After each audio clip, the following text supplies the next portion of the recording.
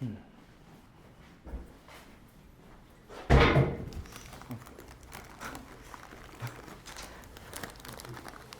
문 거기 좀 살살 열어주세요.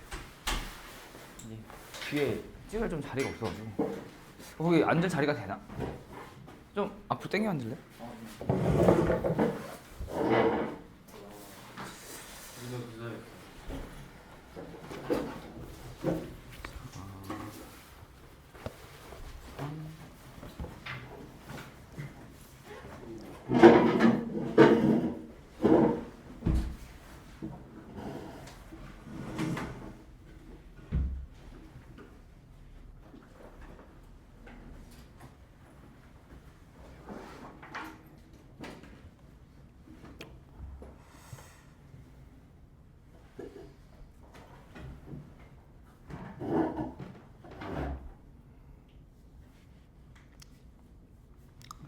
자, 일단은 수업을 시작해 볼게요.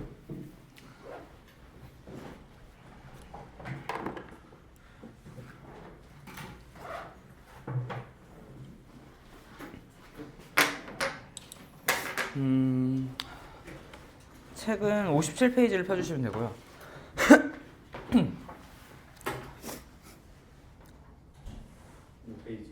57페이지. 57페이지에 이제 386번 한번 보시면 되거든요.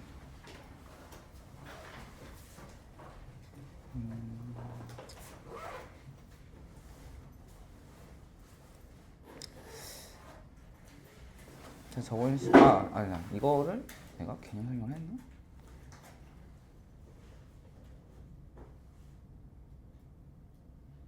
이거 했죠. 점에 대한 대칭 이동하고 그 선분에 대한 대칭 이동. 그때 공식에 대해서 좀 얘기를 했고 그게 어떻게 해서 나오는지에 대해서도 살짝 얘기를 했습니다. 자, 그래서 386번을 보면은 자, 점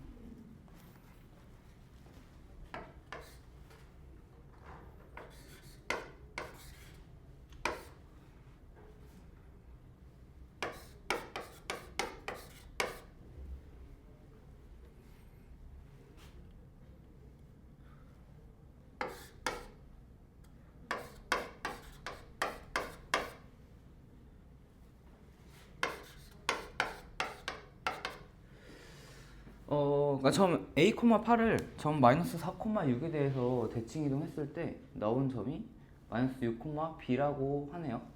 자, 이게 그 공식에 그대로 대입을 하게 되면은 공식 같은 경우에는 중점이 주어져 있고 그 대칭하게 될 그 기준점이 주어져 있고 원래 점이 주어져 있는 상황이면은 이런 상태였죠 지금. 이렇게 여기 중점, 이게 원래 점. A라고 했을 때 대칭 이동한 점 여기가 A 프라임 했을 때 여기 길이가 같으니까 이 지점이 여기가 중점이 되는 거였어요. 그래서 그 원리를 이용해 가지고 이 A 프라임의 좌표가 여기가 A, B였다고 하면 A 프라임의 좌표가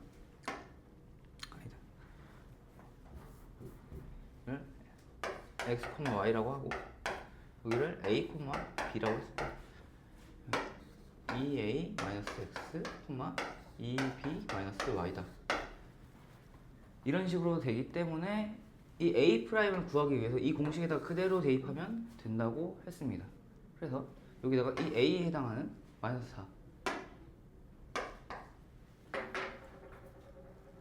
2 곱하기 마이너스 4 마이너스 a 그리고 이거는 2 곱하기 6 마이너스 8 이렇게 해주면 이게 여기 마이너스 6이고 이게 b다. 이런 식으로 해서 a하고 b를 구해주면 되는 거였어요. 이렇게 되면은 a가 이렇게 됐을 때 a가 마이너스 2 b가 4가 나온다. 각각 관계식을 이용해서 구해주면 되는 문제였으니까 이렇게 풀어주면 되는데, 그러니까 이거는 결국 방금 풀어준 문제는 이 공식을 외우고 있는 상태에서 그대로 대입해서 문제를 푸는 경우였어요. 주어진 상황의 점들을 이용해서. 자, 근데 이 공식이 만약에 기억이 안 날 수도 있죠. 근데 결국 이것도 공식을 크게 이렇게 외울 필요가 없다고 했던 게 방금 얘기했듯이 원리가 점에 대해서 대칭 이동하게 되면은 기존 원래의 점과 대칭 이동하게 된 점이 중점이 그 대칭점이 된다고 했으니까 그걸 이용해서 그냥 이렇게도 풀어줄 수 있습니다. 방금 그냥 공식을 이용해서 푼 거고.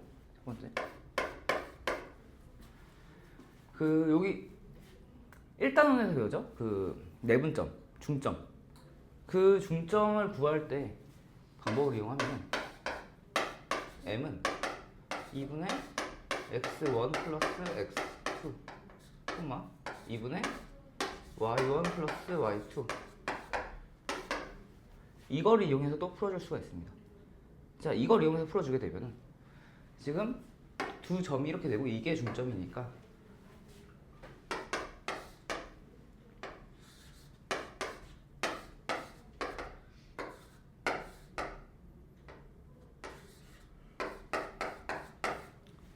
이렇게 되겠죠. 그리고 이게 그래서 마이너스 4, 6이다. 이런 식으로 해서 A는 마이너스 2, B는 4다 라고도 구해줄 수 있어요. 그래서 무작정 공식을 외워서 풀지만 말고 이런 식으로 생각을 좀 해서 문제를 풀어도 된다는 얘기입니다. 자, 이해됐죠? 그리고 유형식 2번까지 풀고 아니다, 뒤에 두 문제 더 있구나. 두 문제 더 풀고 나면은 이제 집합으로 들어가게 되는데 그건 이제 그때 가서 좀 얘기할 게 있어서. 자, 그 다음에 이제 직선에 대한 대칭 이동. 자, 직선에 대한 대칭 이동도 보시면은 우선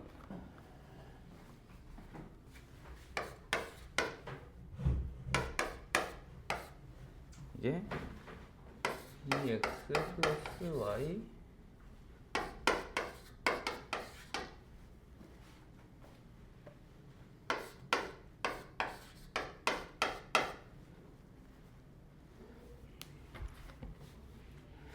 이 문제도 보시면은 여기서 공식이 있었죠. 그러니까 이때 세울 수 있는 공식이 결국 이것도 원리가 이거였는데 직선이 이렇게 있죠. 그리고 원래 점이 있어요. 여기 A라는 점이 있고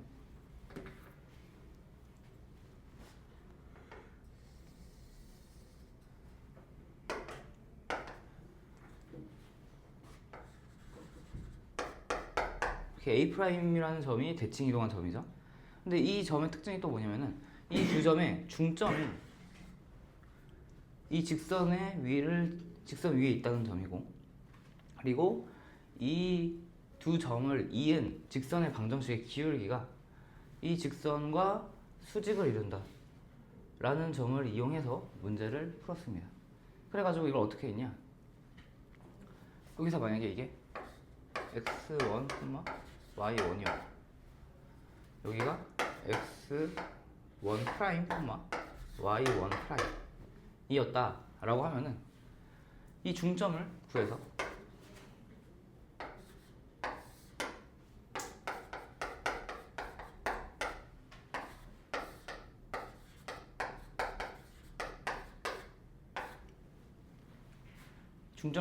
여기다 넣어주는 식을 하나 세워줬죠. 그래서 넣어주게 되면은 지금 이거 이 상태에서는 좀 일반적인 상황을 다시 한번 되짚는 거니까 이거를 그냥 ax 플러스 by 플러스 c는 0이다 라고 했을 때 넣어주게 되면은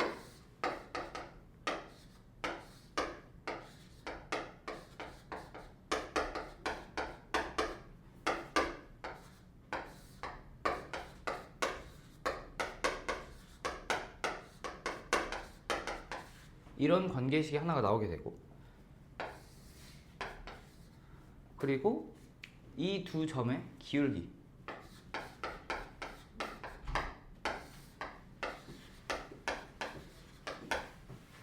곱하기 저기서의 기울기는 마이너스 b분의 a가 되겠죠. 이게 마이너스 1이다.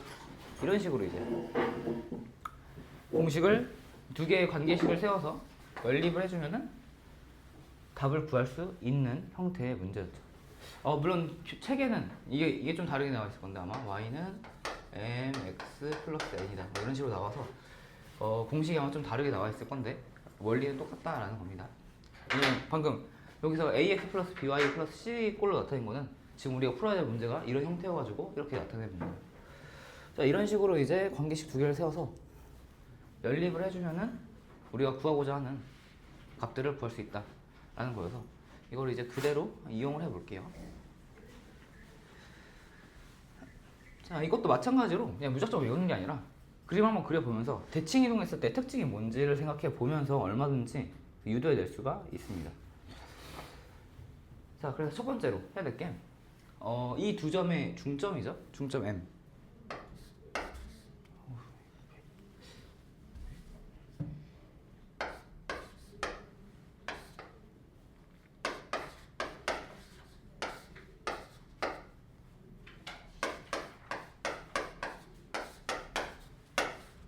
이게 저 직선 위에 있어야 되니까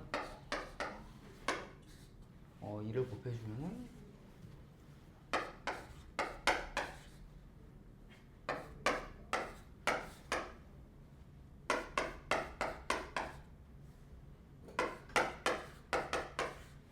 이런 관계식이 이제 하나가 나오게 되고 그 다음에 저 두 점으로 기울기를 만들었을 때 A 플러스 6 B 플러스 1 곱하기 마이너스 2 이를 했을 때 이게 마이너스 1이 된다 라는 걸 이용해서 네, 안녕하세요. 이거를 이용해서 이제 2b 플러스 2는 a 플러스 6이다 라고 하는 또 하나의 식이 만들어집니다. 그래가지고 이 두 개를 또 연립 a, b에 관련된 식이 두 개가 나왔으니까 이 두 개를 연립하게 되면 각각 a는 2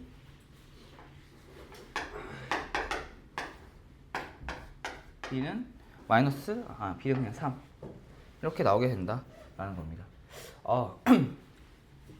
혹시 그 뒷자리에 앉으신 분 지금 제 목소리 들려요? 왜 이렇게 오늘 목소리가 안 나오는 것 같지?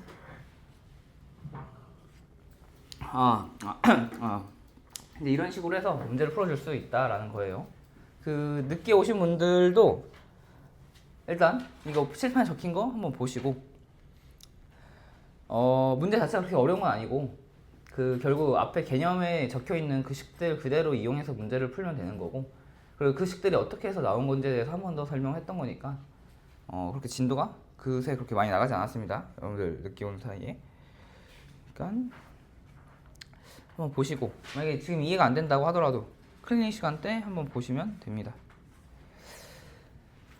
자, 그래서 이거 이해되신 분들은 이제 넘겨서 다음 페이지 58페이지를 한번 볼게요.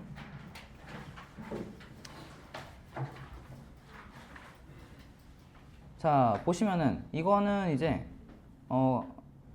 단순히 식을 대입해서 문제를 푸는 게 아니라 그냥 도형의 상태를 보고 대칭 이동을 해서 어떤 모양이 나올지 그런 걸 살펴보는 유형이어서 그냥 그 대표 문제만 한번 보고 넘어가도록 할게요.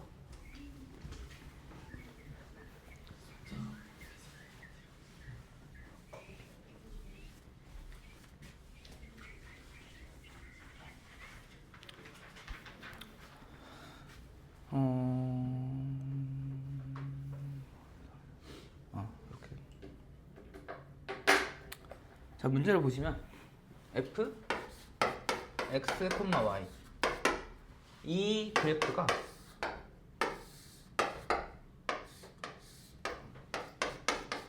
다음과 같이 나와 있다고 합니다. 근데 우리가 구해야 될 거는 문제에서 구해라고 한 거는 y, x죠.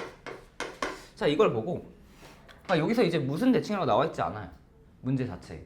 근데 어떤 대칭을 했다라는 게 나와 있지 않고 이게 이런 모양이니까 이거를 구해라 라고 나와 있죠. 그럼 이걸 보고 무슨 대칭을 해야 되는지를 알아야 되는 겁니다. 그러면은 x하고 y의 자리를 바꿨으니까 이거는 y는 x 직선에 대한 대칭이 되겠죠. 그러면 간단하죠. x는 y 대칭이니까 이거에 대해서 대칭한 모형은 이런 모양이 되겠죠. 이런 식으로 이제 다른 문제들도 보시면은 지금까지는 점 뭐 몇 콤마 몇에 대해서 대칭을 해라, 아니면 어떤 선분에 대해서 대칭을 해라, 아니면 x축 y축에서 대칭을 해라, 이렇게 문제가 나왔다면은 이번에는 아예 그냥 대칭을 했을 때, 특정한 대칭을 했을 때 나오는 이 함수의 형태를 보여주고 그거에 따른 도형의 개형을 그려라 라고 하는 문제니까 이걸 보고 이게 어떤 대칭인지 파악을 할 줄 알아야 되고, 그리고 이 그림을 그래서 적절하게 대칭 이동을 시켰을 때 어떤 모양이 나와야 하는가를 보는 그런 문제여서, 이게 만약에 이게 이해가 됐으면 그렇게 어려운 문제는 아니었죠. 만약에 이게 이제 원점 대칭이다 하면 이런 모양의 함수가 나올 거고, 아니면은 x축 대칭이다 하면은 x, 마이너스 y 이런 식으로 나오겠죠. 그래서 이런 걸 보고 해석하는 문제였다 라고 하고 하면은 이제 그 도형의 대칭 이동 파트가 끝이 났습니다. 자, 그리고 이제 집합과 명제를 들어가야 되는데 일단은 다 온 것 같으니까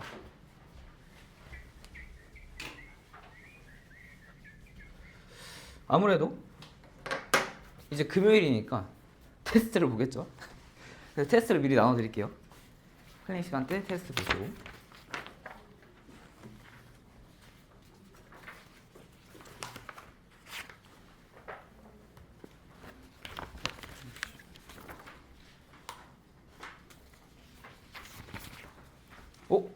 뭐야? 여기 답지가 왜 같이 있어? 이건 왜 답지야? 아, 내가 답지랑 같이 보고 왔네. 자, 다시 회수하겠습니다.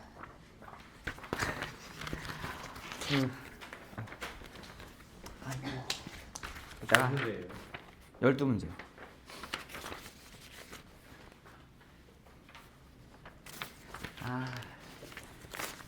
쉬는 시간 끝나고 드릴게요. 쉬는 시간 끝나고. 이거는 답지 안 나왔지. 이것도 답지가 나왔네. 뭐지? 답지가 왜 나왔지? 힌트 설정이 좀 이상하네. 다시 보겠네. 그리고 여러분들 혹시 그 4시 이후에 클리닉이에요? 수업 있는 사람 있어요? 4시 이후에? 없어요. 아, 왜냐면은 이게 좀 학원 측에서 1대1 상담을 한번 진행을 하라고 해가지고, 그러니까 지금 수업 들을만 한지, 뭐가 어려운지, 뭐 들을만 한 사람들은 크게 얘기할 거리가 없을 수도 있고, 그렇다고 막 이해 안 가는데 들을만 해요 하고 끝내면 안 되고, 그래서 좀 만약에 궁금한 점 있으면은 얘기도 좀 하고 하는 그런 좀 1대1 상담을 하라고 해가지고, 이걸 언제 해야 될지 타이밍이 좀 애매해서 4시 이후에 그럼 다른 분들은 다 되는 거죠? 그냥 클리닉 시간에 있는 거죠? 오케이, 그럼 일단 알겠습니다.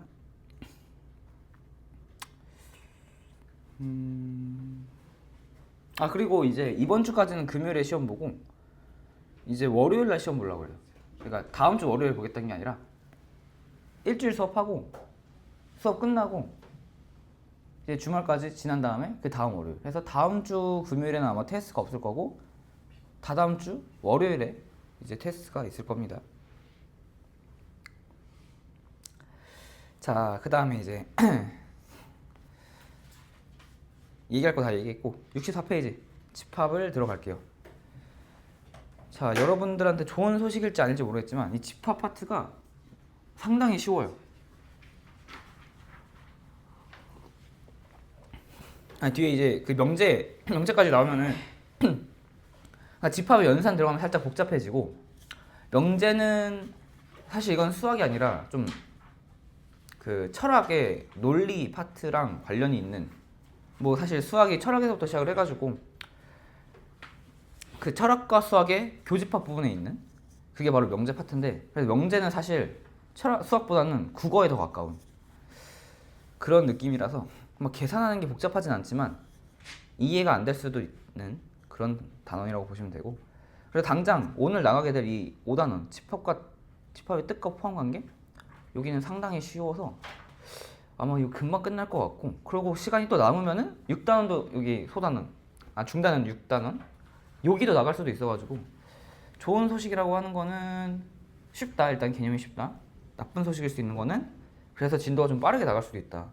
최대한 좀 조절을 하려고 해도 금방 나가버릴 수도 있다 하는 겁니다. 자, 그래서 집합을 들어가 볼게요. 64페이지 피셨죠? 자, 집합이 원래 옛날에는 이게 고등학교 1학년 1학기 첫 단원에 있던 파트였어요. 그래가지고 혹시 여러분들 응답하라 1988 보셨어요? 거기 보시면은 그거 안 봤어요 혹시? 어떻게? 아무튼 그런 그 옛날에 드라마 같은 거 보시면은 꼭 클리셰로 나오는 게, 공부 못하는 애들이 수학책을 보면은 1단원만 너덜너덜하거든요. 이제 공부를 하려고 마음 먹고 1단원 하고 공부 다시 안 하고 다시 공부하려고 시작하고, 그럼 1단원부터 다시 봐야 되니까. 그래서 1단원만 너덜한데 그 파트가 집합이었고, 그래서 공부 못하는 애들이 꼭 하는 말들이, 수학 못하는 애들이 하는 말들이 내가 집합은 잘해 라고 했던 그런 얘기가 있던 그런 단어입니다. 그래서 또 그만큼 할만하기도 하고.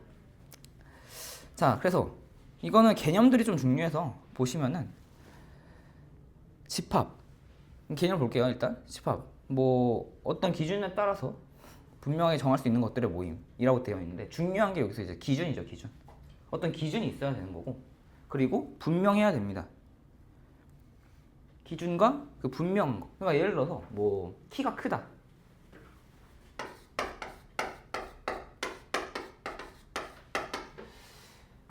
이게 기준이 분명한가요? 애매하죠. 네. 키가 어디서부터 어디까지가 크다라고 표현해야 될지, 어떤 걸 기준으로 작아야 될지 모르니까 이제 예를 들어서 한 반에 키가 큰 학생들의 집합이라고 하면은 그거는 분명한 기준이 없기 때문에 집합이라고 정의할 수가 없는 겁니다. 근데 만약에 키가 170 이상 이라고 표현을 하게 되면은, 이 키가 170 이상인 학생들의 모임 하면은 이거는 집합이라고 할 수가 있겠죠. 왜냐면 170이라는 명확한 기준이 있으니까. 그래서 이런 식으로 이제 집합과 집합이 아닌 거를 구분해야 되는 그런 그 유형이 있다라는 겁니다. 그리고 원소라는 거는 이제 집합에 보시면은 집합 A 집합이라고 했을 때 집합을 보통 두 가지로 표현을 하는데, 그 뒤에 이제 원소 나열법과 조건 제시법이라고 나옵니다. 이건 이제 원소 나열법이라고 하는 걸로 집합을 표현한 건데, 이 집합 내에 있는 이 하나의 숫자 이런 것들을 이제 원소라고 합니다. 하나의 요소라고 하죠. 이런 것들 이제 원소라고 하고, 만약에 그러니까 숫자도 되고 알파벳도 돼요. A 이런 것도 되고. 이렇게 안 쓰죠.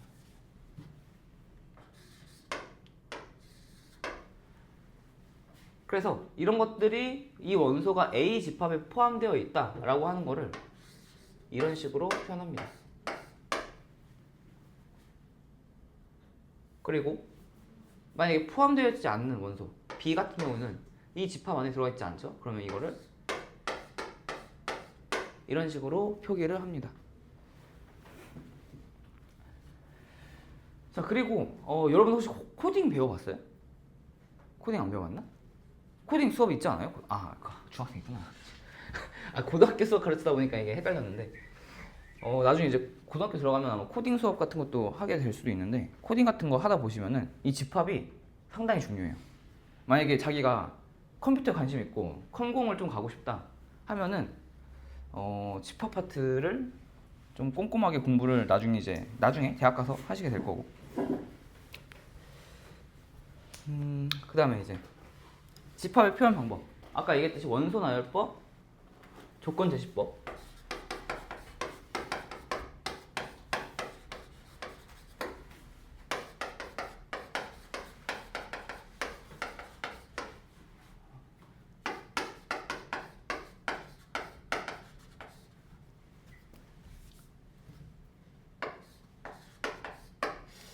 원소 나열 조건 제시 벤 다이어그램이라고 하는 세 가지로 보통 표기를 하는데, 아까 원소 나열법은 제가 얘기했죠.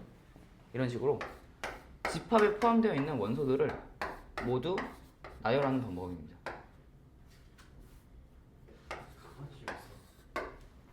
네? 이런 식으로 표현하는 방법이고, 이제 조건 제시법 같은 경우에는 조건을 제시해 주는 거예요. 거기서도 예시로 나와 있는 게 보통 이런 식으로 표현을 합니다. x가 3보다 작고 1보다 크다. 이제 이런 식으로 표현하면은 x는 1보다 크고 3보다 작은 모든 실수, 이런 식으로 되겠죠. 그리고 여기서 또 뭐 추가적으로 이런 식으로 또 조건을 세워줄 수도 있고, 콤마 x는 정수, 이런 식으로 콤마를 써서 추가적인 조건을 덧붙여 줄 수도 있고, 아니면은 문자가 두 개가 나올 수도 있어요. x가 뭐 x 곱하기 y는 6이다. 단 y는 정수. 이런 조건에 해당하는 x가 a의 집합인 겁니다.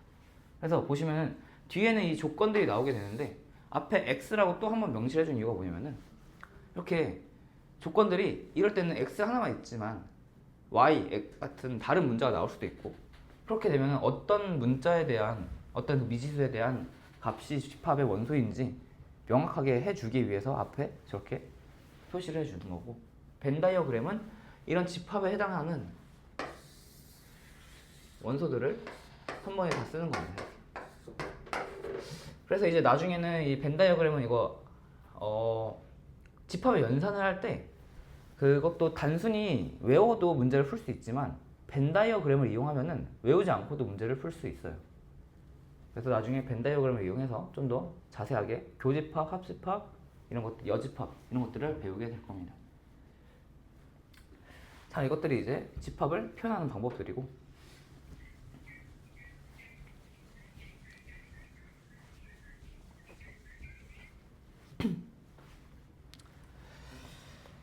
자, 그래서 잠도 깰 겸 문제를 좀 풀어보죠.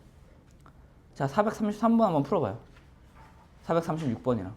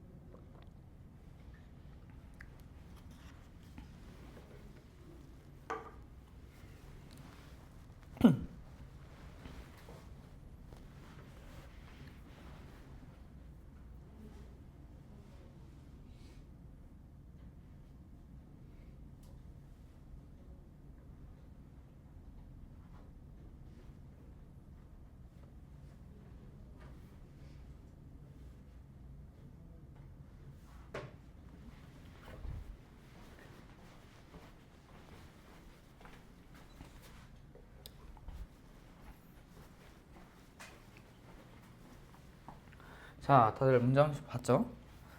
그렇게 어렵진 않죠? 문제 딱 봤을 때 되게 그 옛날에 초등학교 때 문제 풀듯이, 그때 수학 배울 때 문제 풀듯이 그런 느낌이죠. 그러니까 433번 같은 문제는 보시면은 뭐 10보다 작다, 10보다 작은 짝수라고 하는 명확한 기준이 있고, 분명한 기준이 있고, 2번도 보시면은 6의 양의 약수다 라고 하는 분명한 기준이 있고, 3번 아까 키가 크는 제가 애매하다고 예시로 또 들었던 그거라서 답은 3번이겠죠. 그래서 5 이하 사계절의 모임 뭐 이런 식으로.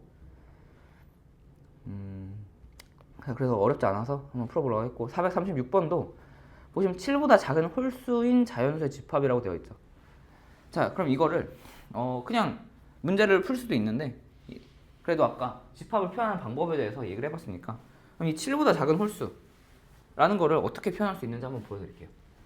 일일이 7보다 작은 자연수가 홀수인 자연수를 다 구하면 뭐 1, 3, 5가 되겠죠? 이런 식으로 원소 나열법으로도 할 수가 있고 아니면은 x바 x는 7보다 작다 단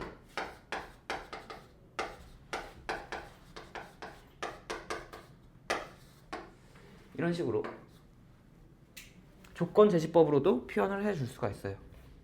아무튼 이렇게 하고 난 다음에 다시 문제를 보면은 1번 뭐 0 당연히 포함이 안 되어 있고 3은 포함되어 있고 4 포함이 안 되어 있고 5는 포함이 되어 있는데 표기가 포함이 안 되어 있다로 표기가 되어 있으니까 틀렸고 7은 7보다 작다는데 7이 당연히 포함이 안 되겠죠. 그래서 틀렸다 라고 하는 거고 그리고 만약에 맞아 이 얘기도 한번 하자면 이 기호 포함된다 포함 안 된다 라고 하는 이 기호를 보면은 헷갈릴 수도 있는데 그러니까 이게 포함이 되는 건지 이게 A에 3이 포함이 된다는 건지 아니면 이렇게 써야 되는 건지 가끔 이제 헷갈릴 수가 있단 말이에요. 왜냐면 문제 중에서 지금 3은 당연히 A라는 게 보통 3을 집합에 그걸로 정의를 하지 않으니까 뭐 이런 식으로 정의하진 않죠.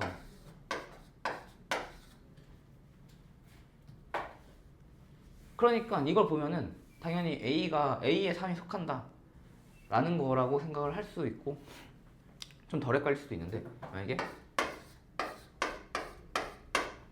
이걸 보고 그럼 B가 A에 속하는 건지 A가 B에 속하는 건지 이 기호가 헷갈리면은 이거에 대한 의미 자체가 헷갈릴 수가 있거든요. 그래서 이거를 그러니까 제가 옛날에 배울 때 그러니까 이게 정말 맞는 유래인지는 모르겠는데 그 부등호 있잖아요. 부등호.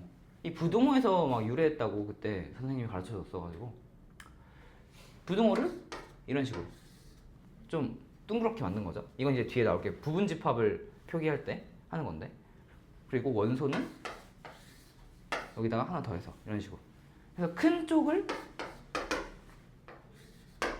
여기 열려있는 게 더 큰 거니까 집합인 부분인 거고 작은 부분이 큰 부분에 속한다 라고 표기를 생각하시면은 덜 헷갈릴 수 있다 라는 겁니다. 자 그리고 자 넘겨서 440번 볼게요. 자 440번 보시면은 이제 벤 다이어그램으로 나타낸 집합 A를 조건 제시법으로 나타내시오 라고 되어 있죠. 그래서 보시면은 1, 2, 3, 4, 5번 다 조건 제시법입니다.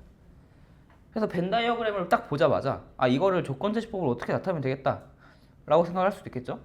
그러니까 4, 8, 12, 16이니까 4의 배수인 것 같기도 하고 아니면은 뭐 더 얘기할 게 없긴 한데 아니면 뭐 더 다른 조건이 있을 수 있겠는데 자 보시면은 그래서 1번 A를 보시면 8의 양이 약수라고 나와 있죠.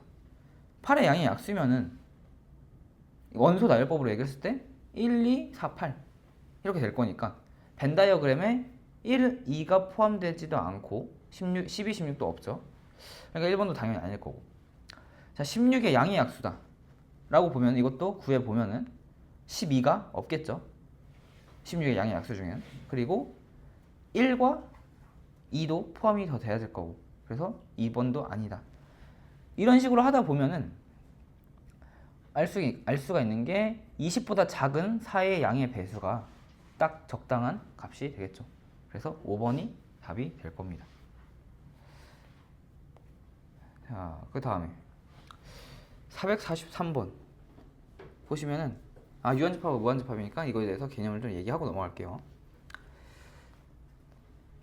64페이지 다시 들어와서 이제 유한집합, 무한집합에 대해서 얘기를 하고 공집합 그리고 원소의 개수에 대해서도 얘기를 할게요.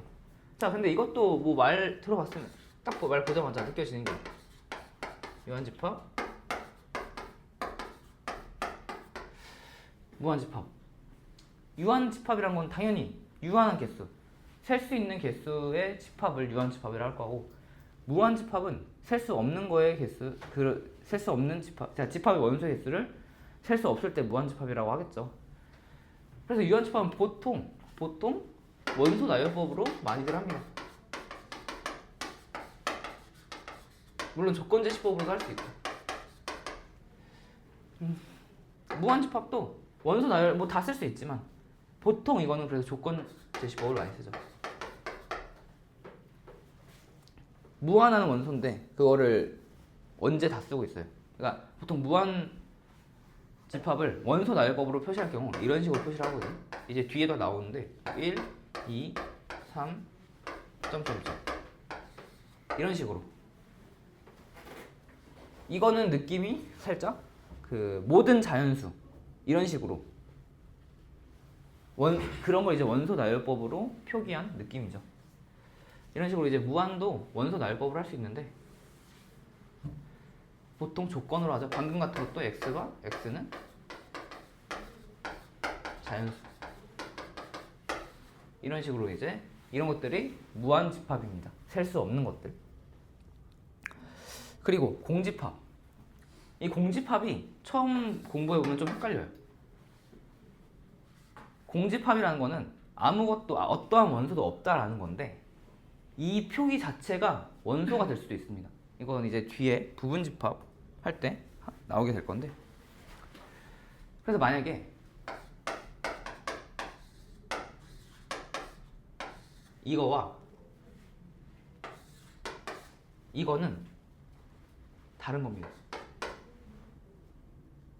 이거는 마찬가지 이 A와 같은 위치인 거예요. A와 동등한 위치인 거예요. 이거 자체가 집합인 거고 이 집합 안에 어떠한 원소도 없다라는 걸 이렇게 표기한 거고, 지금 여기서의 공집합 표시는 공집합인 게 아니라 이 문자가 A 안에 속해 있는 원소라는 얘기예요. 그래서 이런 식으로 표기되어 있는 이 공집합 문자와 이렇게 되어 있는 공집합 문자는 다른 거다 라는 거예요. 그래서 만약에 그건 이따 부분집합할 때 한 번 더 얘기를 할게요. 이런 식으로 해서 공집합이라는 게 있다. 이거는 어떠한 원소도 없는 집합이다 라는 겁니다. 그리고 이제 유한집합의 원소의 개수를 이런 식으로 표기하죠. 무한집합은 원소의 개수가 무한개니까 당연히 표기를 못할 거고 이렇게 표기를 합니다. A라는 집합의 A라는 집합의 원소의 개수를 얘기를 하는 거예요. 그래서 만약에 A가 1, 2, 3이다 라고 하면은 NA는 3이 되겠죠. 그리고 공집합의 개수는 원소 개수는 0이겠죠. 그럼 만약에 A가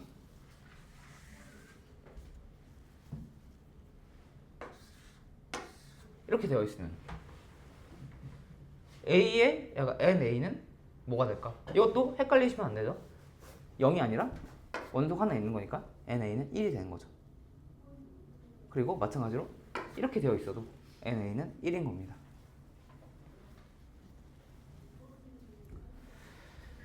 이런 식으로 이제 집합의 개수를 표기하는 기호가 NA다.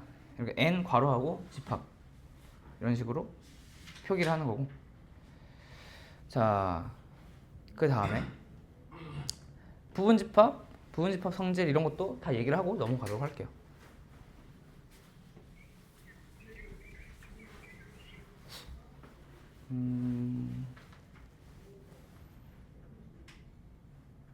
아니다.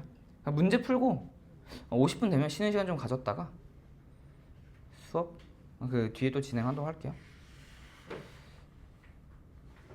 자, 보시면 이제 443번 문제를 보시면은 유한집합, 무한집합 파트인데 이제 다음 중 유한집합인 것을 고르시오 라고 되어 있는데 1번을 보시면은 2, 4, 6, 8 점점점 되어 있죠. 그럼 이거는 사실 이런 게 좀 애매하긴 한데 뭐 뒤에 뭐가 나올지 어떻게 알아요.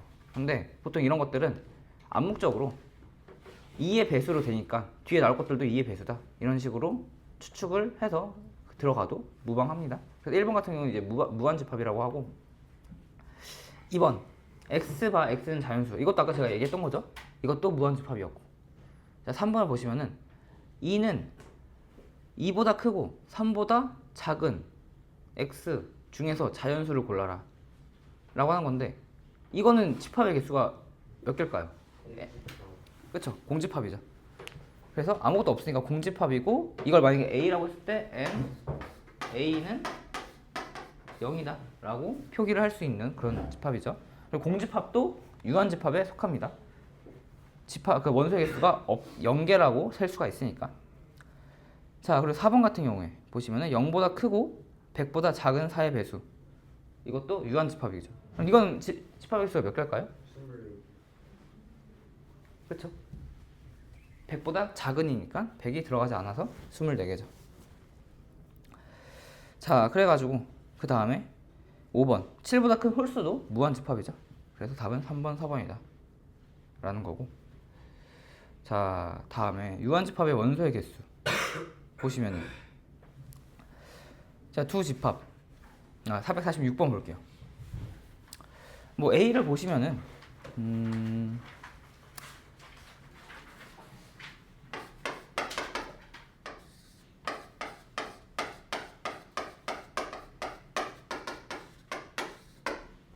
이거고 B를 보시면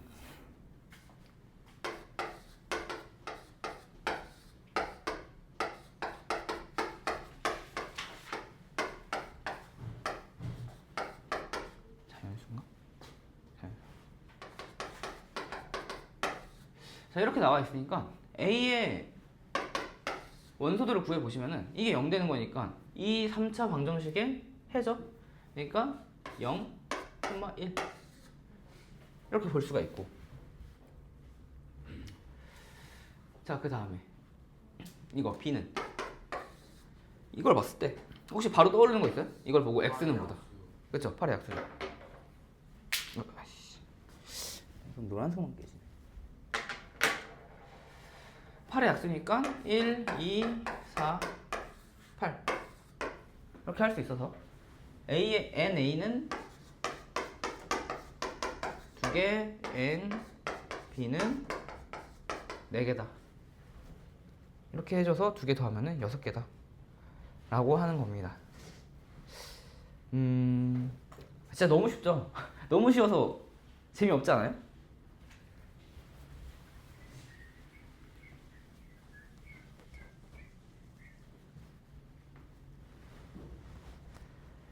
자, 그래서 오늘은 진짜 그냥 좀 쉬어가는 느낌으로 하시고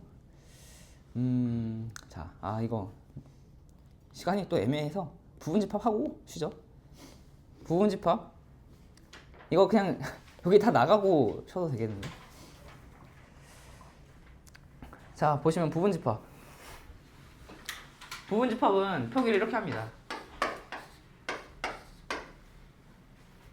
그러니까 만약에 B가 1, 2, 3, 4 이렇게 되고 A가 1, 2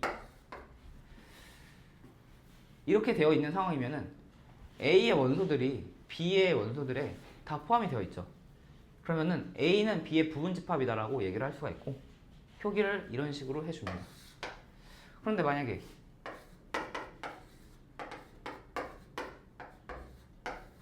이런 식으로 C의 C집합의 원소에는 5가 있죠. B에는 있지 않은 원소예요. 그럴 경우에는 C는 B의 부분집합이 아니니까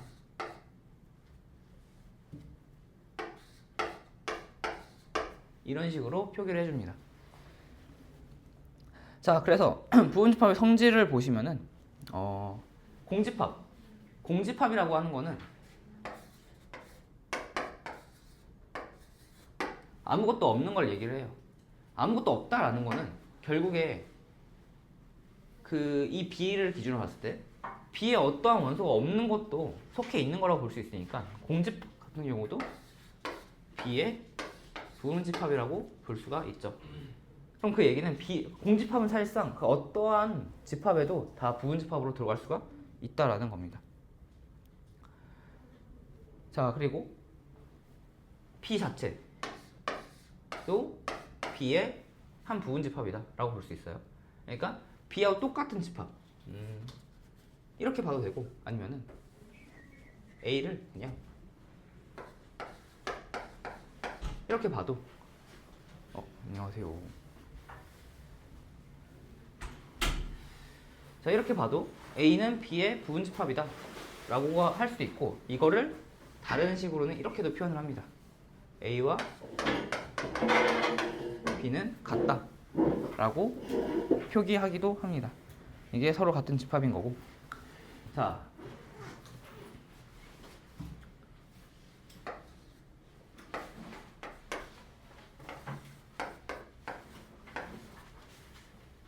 이런 상황에서 이거 좀 A, B, C를 순서로 나올게요. 큰 거부터. 자, 이런 상황에서 보시면은 A는 B의 부분 집합이에요. 그리고 B는 C의 부분 집합이죠. 그 얘기는 A는 B에 속해 있는 거고 B가 C에 속해 있으니까 이걸 통해서 A는 C의 부분 집합이다 라고 볼 수 있습니다. 그리고 그거에 대한 예시가 방금 이거죠. A가 B에 속해 있는 한 부분 집합이고 B가 C에 속해 있으니까 당연히 A는 C의 한 부분 집합이다 라는 거여서, 이런 뭐 너무나 당연하지만 이런 것도 성립한다는 걸 볼 수가 있고. 자, 그리고 이제 밑에 서로 같은 집합에 대해서는 얘기를 했죠. 그 아까 얘기했듯이 두 집합의 원소가 동일하면은 그 다른 한 집합이 또 다른 집합의 부분 집합이다라고도 표기를 할 수 있지만 A는 B다라고도 표기할 수 있다고 했고, 같지 않은 경우, 즉 뭐 이런 건 다 같지 않은 상황이죠. 그러니까 이런 것들은 다 이런 식으로 표기를 할 수가 있는 거고. 그리고 진 부분 집합이라고 하는 거는 이런 것들이 다 지금 진 부분 집합들이죠. 부분 집합이긴 하지만 서로 같지 않은 집합의 관계를 진 부분 집합이라고 얘기를 합니다. 자, 그래서 이거 얘기하고 이 관련 문제들만 풀고 좀 쉬었다가 할게요. 이것까지는 그렇게 어려운 게 없으니까. 자, 그래서 450번 문제를 보시면은 집합 A가 A, B, C, D라고 표기가 되어 있습니다.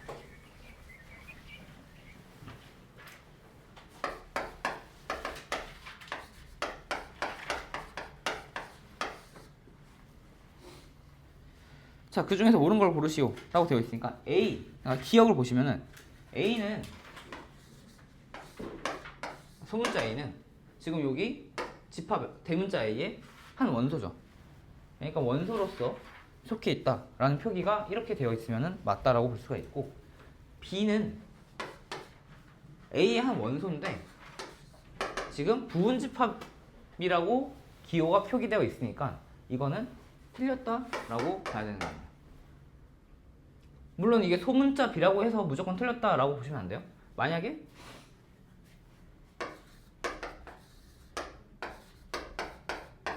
이런 집합이 있으면은 아무리 소문자여도 이거는 성립하겠죠. 그러니까 이런 거 헷갈리시면 안 되고, 이런 것들은 다 보기 좋으라고 원소들은 소문자나 숫자로 표기하고 대문자는 집합으로 표기를 하는 거지, 이게 꼭 항상 소문자라고 원소다라고 이게 머릿속에 박아두시면 안 된다라는 얘기예요. 자, 그리고 디귿을 보시면은 C 이거는 앞에 그 얘기가 없어서 얘기를 안 했었는데, 이거 자체도 집합이죠. 이게 는 뭐다 라고 하는 게 정의가 안 되어 있을 뿐이지, 중괄호로 하고 안에 원소가 들어있으면은 이것도 하나의 집합이죠. 이걸 통째로 그냥 A에 속하냐 라고 물어보면은 이건 맞는데, 부분 집합, 이거 집합의 표기니까 부분 집합이 되는 건데, 디귿 같은 경우에는 그게 아니라 원소로서 얘기를 했으니까 이거는 틀렸다 라고 볼 수 있습니다. 그런데 만약에 이게 이런 식으로 되어 있다면 이것도 맞을 수가 있어요. 그래서 이런 것도 주의를 하셔야 돼요. 원소로서 이 중괄호까지 포함되어 있는 게 있으면은 이거는 또 원소로서 맞다, 이런 경우에는. 근데 지금은 그런 게 아니니까 이거는 무조건 부분집합이었고, 그래서 저렇게 표기가 되면 안 된다. 그래서 디귿은 틀렸다라는 거고. 자, 리을을 보시면은 ABC가 원소로 되어 있는 집합이죠. 그리고 그게 A에 속해 있는 거니까 부분집합 표기가 맞고. 그리고 미음을 보시면 A와 이거 한마디로 뒤에 적혀 있는 저 A, B, C, D, 저거는 똑같은 집합이죠. 그러니까 A가 저거에 속해 있기도 하고 A는 B다라고도 표기를 할 수가 있습니다. 그래서 기역, 리을, 미음 맞다라고 보시면 되고요. 자, 454번까지 보고 좀 쉬도록 할게요. 자, 454번 보시면은 세 집합 A, B, C가 나와 있고, 이렇게 조건제시법으로 나와 있는 걸 보시면은 만약에 이게 무한집합이 아닌 경우에는 최대한 원소 나열법으로 표기를 해주는 게 문제 푸는 데 있어서 좀 덜 헷갈리게 풀 수 있는 방법입니다. 실수를 안 할 수 있는 방법이에요. 그리고 보통 좀 복잡한 조건제시법 같은 경우에는 이게 나중에 결국 다 해보면은 유한집합인 경우가 많아서 원소 나열법으로 할 수 있으면은 하는 게 좋아요. 그래서 A는 0, 1, 2, 그리고 B는 이걸 원소 나열법으로 해보면은 0, 1, 2, 4 이렇게 표현할 수 있겠죠. 왜냐면은 x 곱하기 y인데 x하고 y가 0, 1, 2죠. 여기서 그러니까 x가 0, 1, 2인 거고 y가 0, 1, 2인 거니까 x, y 값은 다 곱해봤을 때 0 나오고 1 나오고 2, 4 해서 0, 1, 2, 4가 되는 겁니다. 자, C를 볼게요. C를 보시면은 이것도 똑같이 x하고 y가 이 0, 1, 2, 0, 1, 2인데 x 플러스 2y가 이 C의 원소라고 되어 있죠. 그래서 그것들을 가능한 것들을 다 구해 보면은 0, 1, 2, 3, 4, 5, 6 이렇게 됩니다. 그래서 C하고 B 조건제시법으로 되어 있는 것들을 다 원소 나열법으로 표기를 해준 거고, 그러고 나서 보면은 A는 B에 속해 있고 B는 C에 속해 있죠. 0, 1, 2, 4, 0, 1, 2, 4 그래가지고 정답은 1번이 되겠네요. 그래서 454번 같은 문제의 의의는 그거예요. 좀 복잡한 조건제시법은 원소 나열법으로 정리를 한 다음에 문제를 풀면 된다 라는 거고, 일단 여기까지 했다가 한 10분 쉬었다가 할게요.